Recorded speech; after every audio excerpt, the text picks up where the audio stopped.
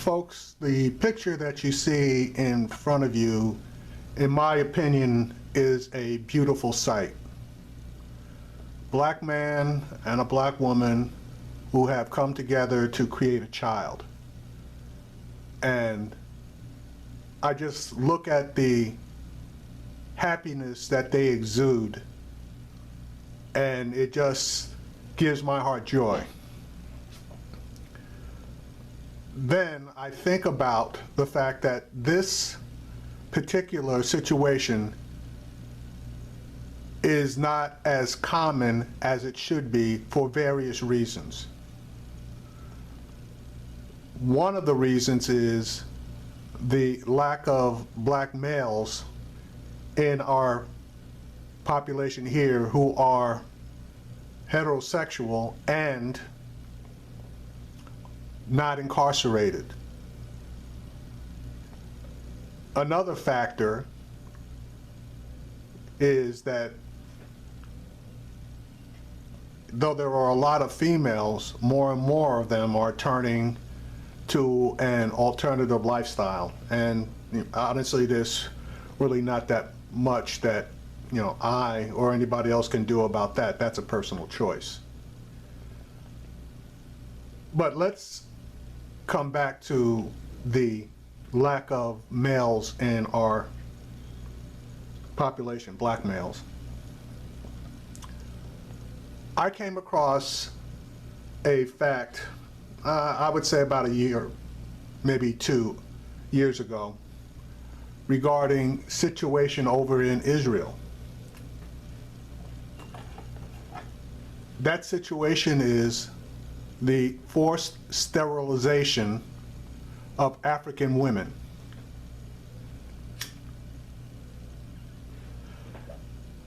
Now, in my opinion, that is a barbaric act. But it gets little fanfare, especially over here. You had to dig a little to actually find out about the practice of Israel sterilizing black women, even if they're Jewish black women. And don't get me wrong, there are a lot of Jewish black women. But putting the Jewish black women aside, non-Jewish African immigrants into Israel are targeted for sterilization if a legal means in any vein is possible. And again, I consider that barbaric. What you might not know is that the United States also practices forced sterilizations.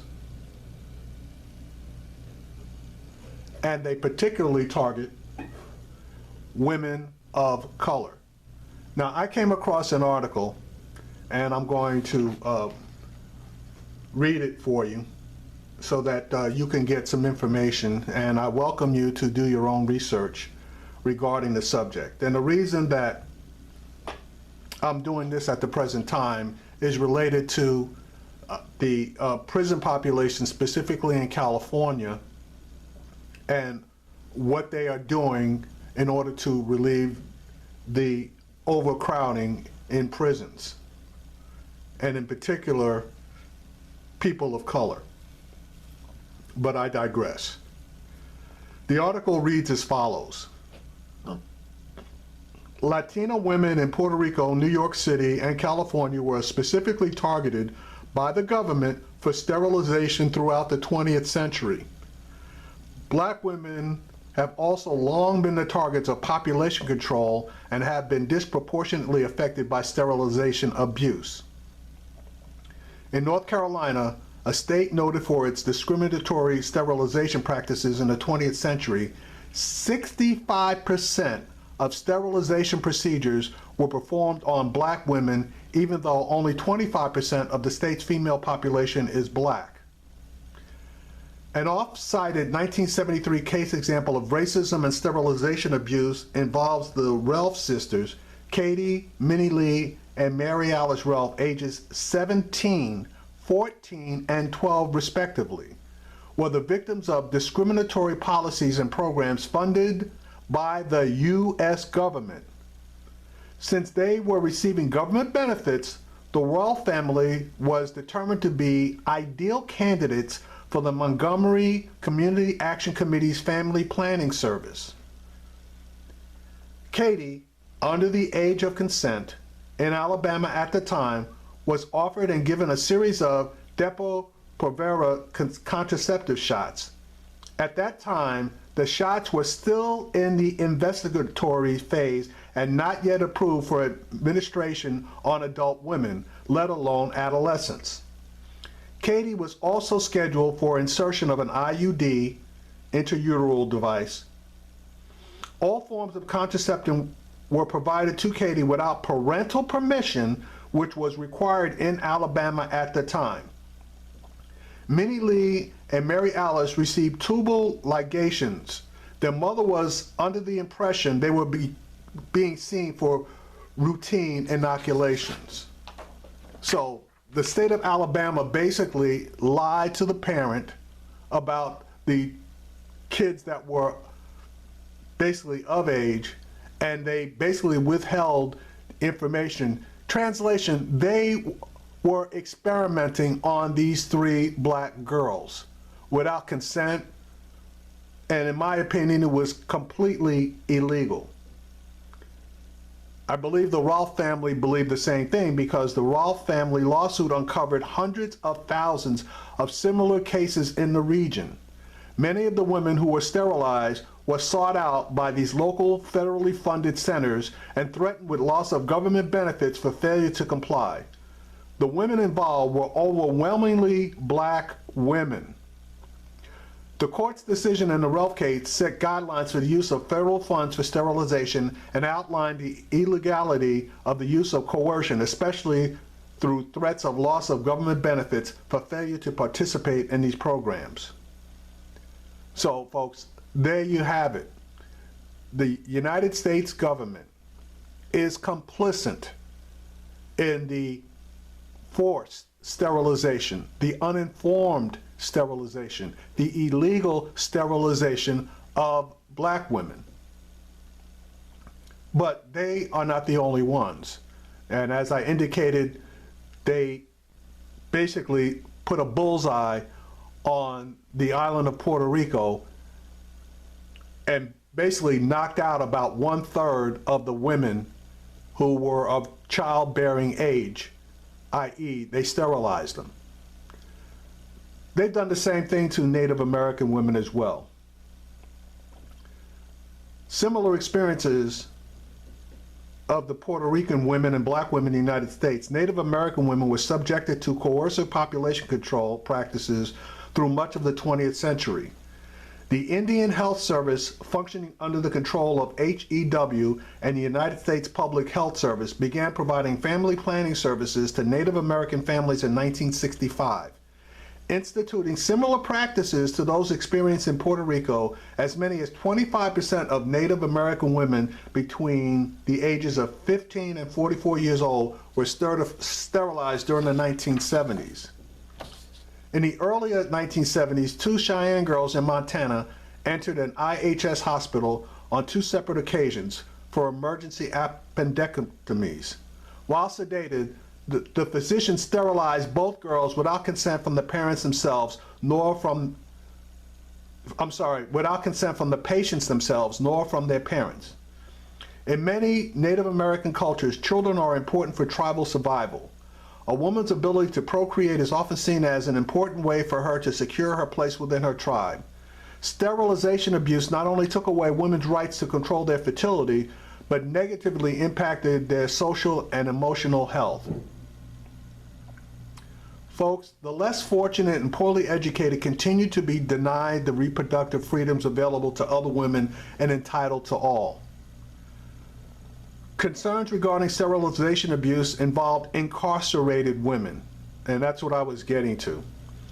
A 2013 report found that almost 150 women were illegally subjected to sterilization in California prisons between 2006 and 2010.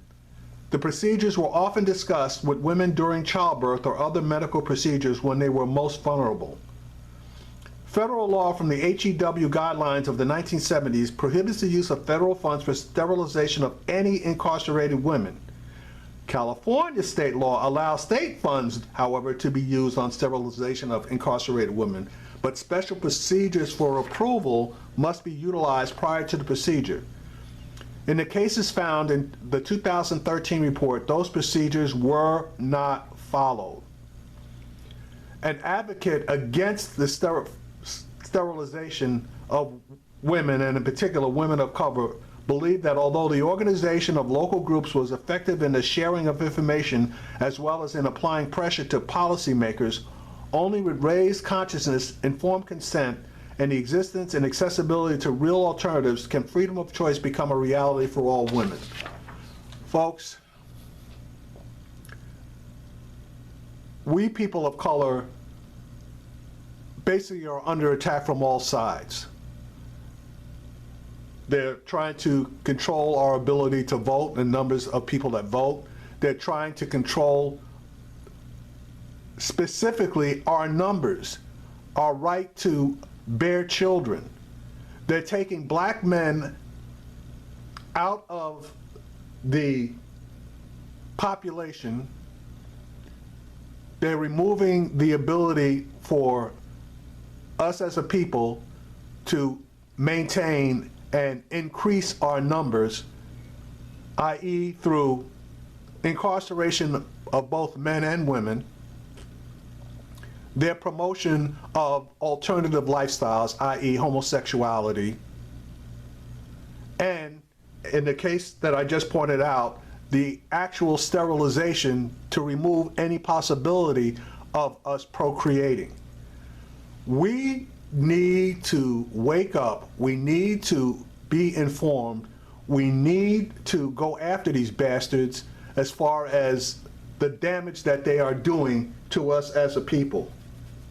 And again, this is not something that you are going to see advertised in mainstream media, and even, in my opinion, in media whatsoever. I'm talking about online, cable. I'm talking about blogs. I'm talking about any form of information that can be received unless you actually go in and start digging, which is what I did. They're killing us. They're sterilizing us. They're incarcerating us. They are taking away whatever small amount of political power that we have. They're basically turning us into slaves again. We need to do something about it. Folks, the pro-life people would have you believe that that's what they are, pro-life. And to some extent they are. They're anti-abortionists. They want to stop all abortions, pretty much. But they are selective. They would have us believe that they want to see a whole lot of this, where in reality, this is what they're doing. That's a picture of a tubal ligation. And if you don't know what that is, that's a woman having her tubes clipped so that she is permanently, and I do mean permanently, unable to bear children. It's ridiculous. But again, all of the advertisement is pro-life, the sanctity of life. But when you sterilize a woman, you have ended all possibility for her to produce life. And it seems to me that the pro-life agenda is specifically pro-white life. And when it comes to black people, all of that goes out the window.